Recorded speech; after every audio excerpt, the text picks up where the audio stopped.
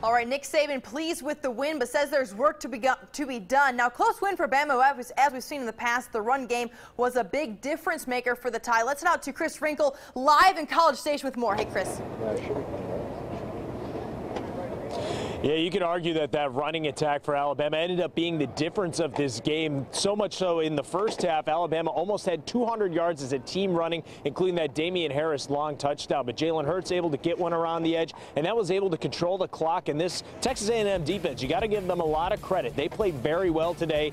But that first half rushing attack by Alabama was the difference until the fourth quarter. And when Texas A&M starting to get a little bit of momentum in the game, Alabama able to put the battering ram of Harris, Hurts, Scarborough. They were able to extend drives, eat up a lot of clock, and kind of, as Nick Saban says, take the air out of the stadium. And you could feel it. When Bo Scarborough was getting 4 yards a carry, the A&M crowd got out of it. They were churning up first downs. And here's Damien Harris. He goes over 100 yards with the touchdown again today. Again, much like his head coach, pleased with the win, but they do have a lot to improve on.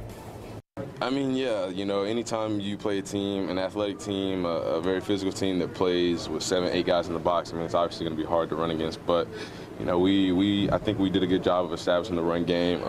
They're a great team, and you're not always going to have that kind of success, especially against a great team like that in SEC play on the road. So, you know, I think it was a tough atmosphere. You know, they're a great team, but, you know, thankfully we were able to come out with a win.